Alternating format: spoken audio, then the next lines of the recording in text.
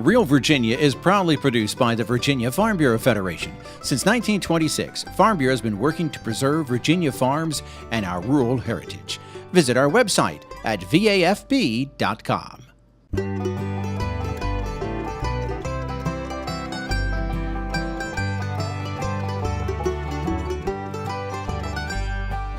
Home will always be Virginia, between the Blue Ridge and Chesapeake Bay, Atlantic to Appalachia, home in my heart always. Hello everyone and welcome to Real Virginia, a show about Virginia agriculture and the people who produce all of the wonderful products you enjoy, brought to you by the Virginia Farm Bureau. Farm Bureau members are a part of a coalition working to keep farming alive in Loudoun County. Chef Maxwell has a soup recipe that's bursting with flavors of summer. And Westmoreland County is a historic and important farming community in the Old Dominion. Welcome back everyone. We are coming to you this week from Westmoreland State Park on the banks of the Potomac River. And we're going to have more about this agricultural county later on in our show. But first, farmers all across the state are finding it difficult to compete against economic growth. As Norm Hyde reports, Loudoun County residents are working together to convince voters that it's worth preserving farmland from the bulldozer. According to the U.S. Census Bureau, in 2018, the beautiful suburban community of Loudoun County is the fastest growing county in Virginia. There's enormous economic pressure on the farmers in this area. Land prices and taxes are skyrocketing. New residents don't understand the needs of the farmers and the importance of farming, and farm businesses are fading away. Loudoun County Farm Bureau President Chris Van Vleck says that's why his group recently joined a coalition of area residents seeking to slow or control growth in the rural half of their county. They're calling themselves Save Rural Loudoun.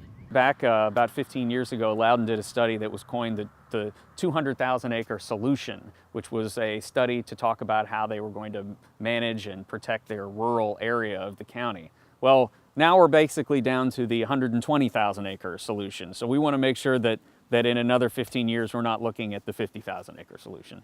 So my family and I moved here 13 years ago now. For this, to raise our kids on a farm. It's what we wanted. And we also wanted to have a good school system.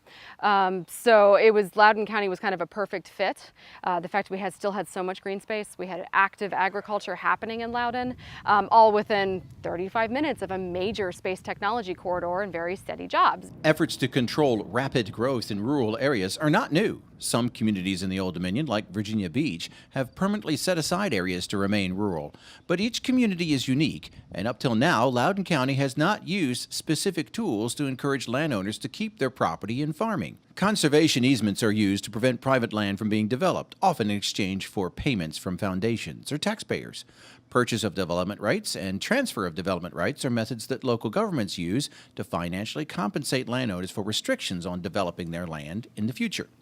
These land preservation tools are available right now, but Van Vleck says it takes time and money to implement them. Perhaps having a cost share program with the county to help some of those more small-scale farmers be able to afford the upfront costs of putting their land in the easement, which will keep it protected for farming in perpetuity. We're also looking at maybe having the county have a transfer of development rights program so we can help develop around our new metro stations in Ashburn and Dulles, but also protect our prime farmlands out here in Lovettsville, Purcellville, and Round Hill. The average development that's happening out here, people tend to find out about it 8 steps down the road when it's way too late to do anything. We want to start helping people find out about these things as they're getting started, when they first hit the county planning and zoning commissions. A lot of folks have a sort of a fatalistic attitude that they assume that Loudoun is going to end up looking like Fairfax in the end. And with the tools we're talking about, that's not the case. A lot of our neighbors, both in Maryland and south of us in Virginia, have used these tools, and so they have secure rural portions of their county. Van Vleck says the comprehensive plan is being reviewed this year, so it's vital for voters to let their elected representatives know their feelings. A lot of our farms, our wineries, a lot of our bed and breakfasts are here because of the agricultural community. So people want to come out here and see actual working farmland. We have built a heck of a wine industry in Loudoun County. We are adding breweries, we are adding distilleries, we have farms that you can go and visit and do U-pick, things like that. And then we have a wonderful and fast-growing bed and breakfast industry. All of these bring in a lot of visitors to Loudoun County and a lot of tourism dollars. Save Rural Loudoun members are passionate about their cause. The good news is they have a lot of support in their community, and Walbridge says the facts are on their side. Studies have shown that local governments pay far more to provide education and services to homeowners than to rural landowners, and uncontrolled growth ends up costing communities more tax dollars than are brought in. So the push is on to speak up loud and often. It's not going to happen by accident, and the last 20 years has really been develop, develop, develop, and we can save it, but we're going to need to do kind of a 180 in the way people think. We're going to need to address it with a lot of policy changes. To learn more about land preservation efforts and the Save Rural Loudoun group, you can visit their Facebook page at facebook.com/Save Rural Loudoun. In Loudoun County, Virginia, I'm Norm Hyde. Virginia lost 52 million acres of farmland from 1960 to 2012, and that trend continues today.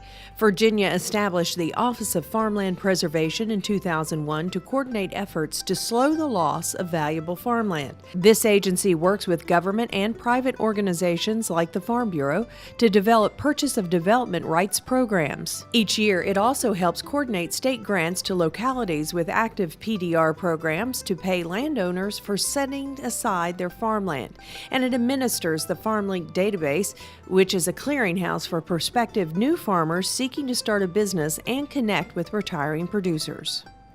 Hi, today we're going to be at Castlemont Farms talking about what it takes to get you fresh produce from the ground up. Please stay tuned. Farm Bureau is the insurance provider of choice for farmers, but did you know all Virginians can benefit? In fact, most of our members are not farmers. As a member, you are supporting worthy causes like local Virginia food banks and the Ag in the Classroom program. Your $40 membership will easily pay for itself with the many savings options as well. Farm Bureau is made for Virginians. To learn more about the membership advantage, go to vafb.com or visit your local Farm Bureau. Ever wonder what it takes to prepare food for a farmer's market? Chris Mullins talks with a producer who does just that every weekend from the ground up.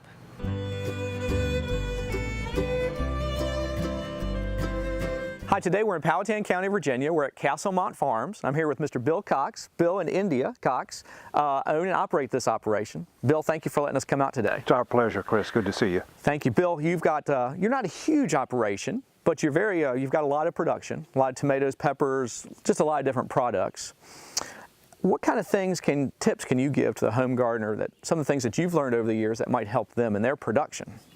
First and foremost, our soil test. We run a lot of soil tests because we want to know where we are and what is the condition of our soil. So that's the first thing I would do. Sure. The second thing I would do is move to a organic fertilizer from a commercial fertilizer. Commercial fertilizers are water soluble. They feed the plant.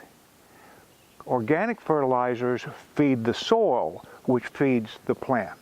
And so that tends to give us, we think, a better tasting vegetable as a result of that. So Sure. Soil test, soil conditioning, and the last thing is that we do, and a home gardener can do even easier than us, is special care for the variety of the vegetable that they're growing. Stay away from the hybrids. Go to the heirlooms. The heirlooms are heirlooms because someone saved them, and almost always save them because they taste great. Well, let's go look at some of your more mature tomatoes, right? Yeah, let's go out to the high tunnel. All right. I can see you've got a lot of tomatoes here. I can already see a lot of different varieties, and that's what you talked about, a lot of different varieties, and especially for taste, which is very important for you all as you're selling your product, right? Well, our farm really is built on taste. That's what we grow and that's what we sell. For instance, this was a new tomato last year. This is called Sweet Aperitif, which is a little bitty red grape tomato, which, as my wife India would say, will change your world. It is so sweet, it is so good. Over here we have large, big slicing brandy wines, and it goes on. There are 12 different varieties in here with 4 different colors. I got you. That's awesome. I know India handles a lot of the marketing of this whole operation, and you all go to a lot of farmers markets. What's a day like in a farmer's market or going to a farmer's market? Well, first of all, we've got to get the produce ready to go to the market. So it'll come out of here. Okay. If it's a Saturday market, we'll be picking late Friday afternoon. Okay. We'll store it in one of our cool rooms. Tomatoes go in a cool room at 68 degrees. There's a reason for that, okay? That will allow that tomato to slowly ripen a little bit more and won't spoil it. Okay. If you take a tomato and you put it less than 59 degrees, you'll destroy the taste and it'll become mealy. We sell to farmers markets and restaurants. Saturday, Sunday, Monday produce goes to our restaurants on Tuesday. Tuesday and Wednesday produce goes to our Thursday farmers market, and Thursday and Friday produce goes to our Saturday's farmers market. Okay. Now, it never works quite that smoothly, okay, but that's the intent. But it's to keep things moving so they're at the peak of the ripeness and the peak of the flavor. Well, Bill, you certainly have a large variety of things that you grow, a lot of products. Tell us what you're growing here. Well, here we are in the blueberries, just wonderful, wonderful, succulent blueberries. Yeah, we've actually got 6 different varieties here because they're sequential. First ones will come in, and the second ones, and then the third ones. We'll be eating this in a couple of weeks. Okay. And this is breakfast very shortly. So you always need something for the farmer's market. Well, and the farmer's market runs from May through October, so we have to have different crops to cover all of the seasons. The blueberries will come in June, they'll be gone by the 1st of August. So there's a continual succession of different varieties. And, you know, here comes India with some wonderful looking mushrooms. Mushrooms, wow. That's great. Oh, look at those. These are forest-grown shiitake mushrooms. These are destined for one of the finer restaurants in the Richmond area. Oh, that is great. But this is the closest thing to a wild mushroom you can get from a farm. Wow. So this is really a variety of things you grow. It is. Yeah. From here we've got, we were planting sweet potatoes yesterday. Our fingerling potatoes are due in 2 weeks. When the blueberries get ripe, we will then have some blackberries. So it just goes on and it goes on and it goes on. There you go. Well, thank you so much for letting us come out to the farm today and see all the things that you're growing, doing such a great job. We really appreciate it. Thank you. We're having a lot of fun. Well, for more information about farmers markets or any of the production of these crops, please contact your local county extension office and talk to a master gardener.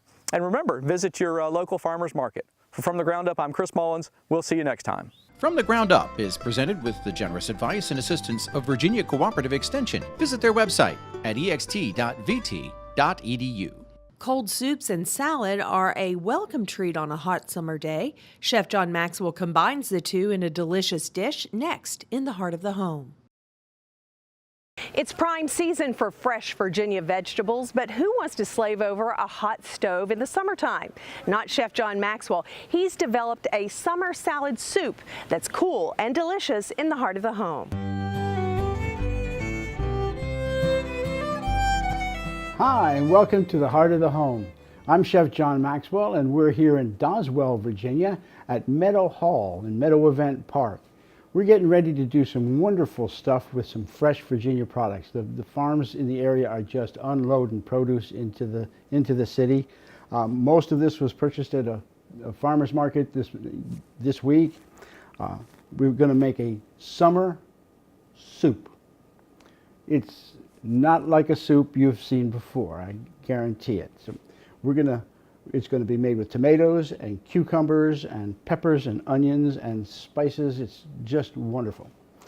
So what we're going to do to start with is gather our vegetables. Now I've diced all these up ahead of time so that you don't have to sit there and watch me dice all these vegetables. So we're going to start with tomatoes, which is the definition of summer.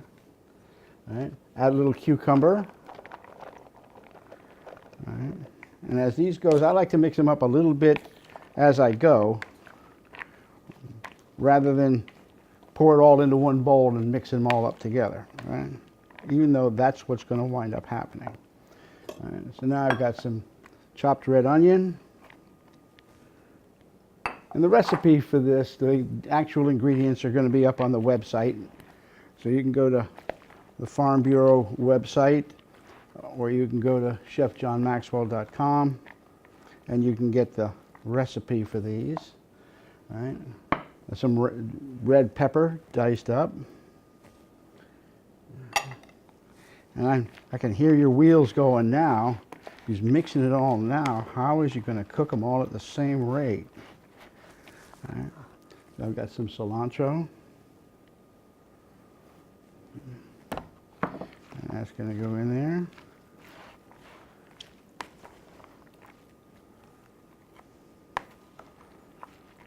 Isn't that colorful? I'm going to add some salt. And some pepper.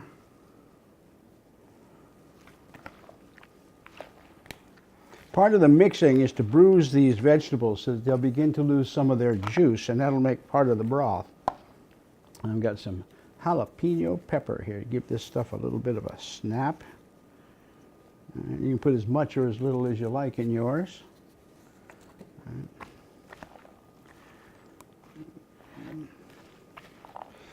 right, it's all mixed up now. I'm going to add a little bit of vegetable stock. This is just a whole lot of ends and pieces of vegetables that I put in a pan with some water, some salt and pepper and seasonings, and let it cook for a little while, and then chill it down.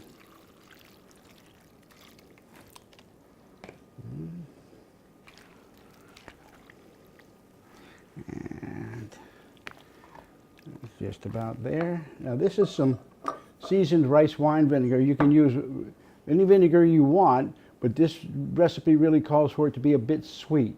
So if you're using like apple cider vinegar or any of the other vinegars, you certainly want to do it, but add a little bit of sugar to it as you taste it. But this is going to give it the real base flavor. Now this soup, as it were, is going to be perfect for very hot summer days, especially after you've been working in the yard for a while or playing baseball or doing whatever you might do as an activity. It's refreshing, it rehydrates you. It's wonderful, wonderful soup. All right, now you can see this is a little bit more liquidy as the tomatoes have spilled out the juice. The cucumbers have spilled out some of their juice, so it's got a nice liquid texture. I'm going to get a bowl. All right, put that here. Get my ladle.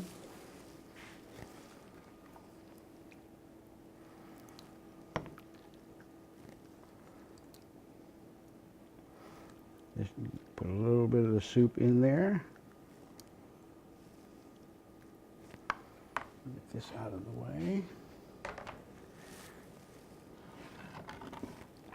Take some of this cornbread and put it on top.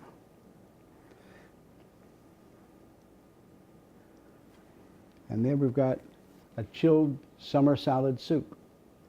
And it's delicious. So join us next week on Heart of the Home, where we get to play with great Virginia food.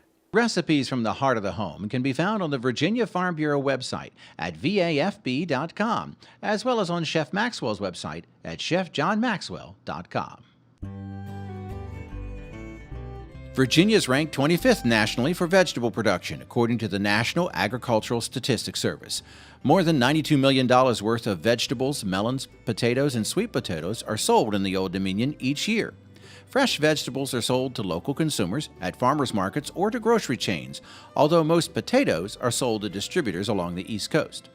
Most Virginia vegetable farms are less than 5 acres in size, although 3 vegetable operations are more than 1,000 acres. Fresh vegetables are produced across the state, from the mountains to the seacoast.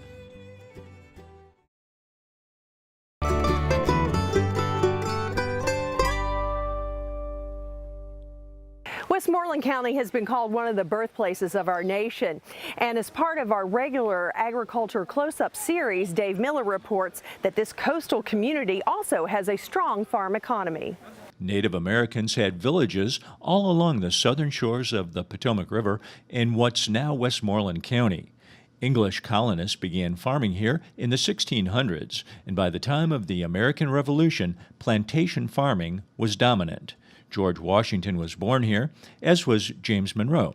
Members of the Lee family were prominent farmers and civic leaders, and 2 of them signed the Declaration of Independence. Over the centuries, agriculture continued to be the major economic engine in Westmoreland County, as it is today.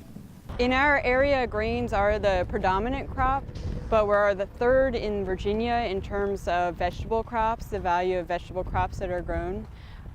So we have a lot of vegetable crops being grown. However, with labor issues, it seems that some of those folks are now transitioning over to grains. We farm right around 100 acres of vegetables. My dad and my husband do all of our planting, fruits and vegetables, and then whatever we don't plant in that, they fill up with soybeans. So we have a little bit of grain going on. We sell here at our roadside stand, along with farmers markets in Northern Virginia and Washington, D.C. There are 152 farms in Westmoreland County, covering almost 60,000 acres and generating $35.8 million in farm income each year. The top field crop is soybeans, followed by corn and wheat.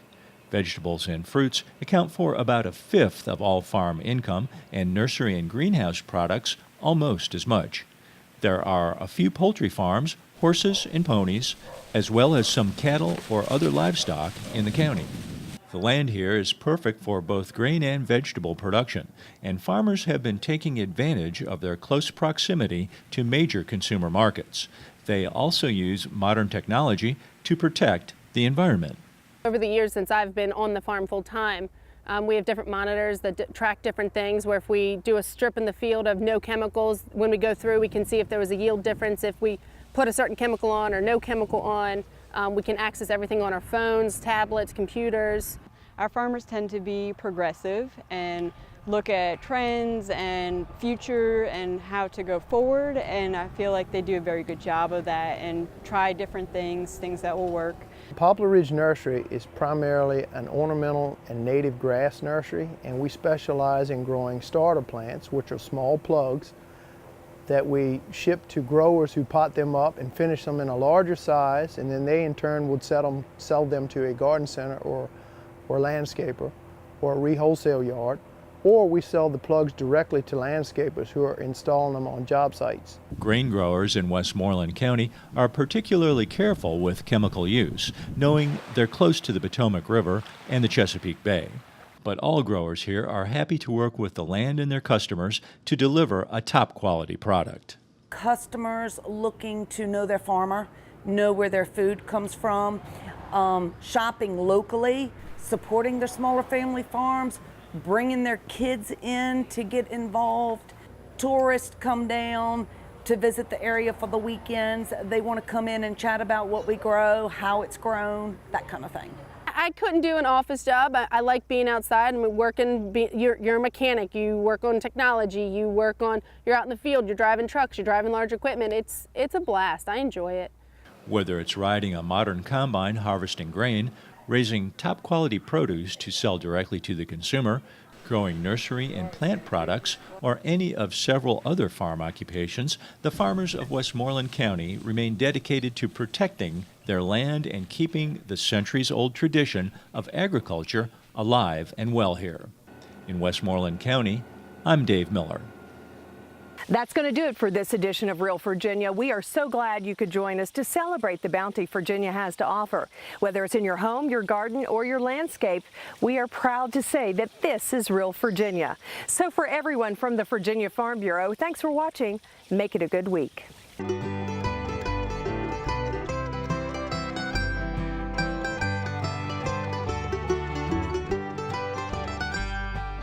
Home will always be Chesapeake Bay.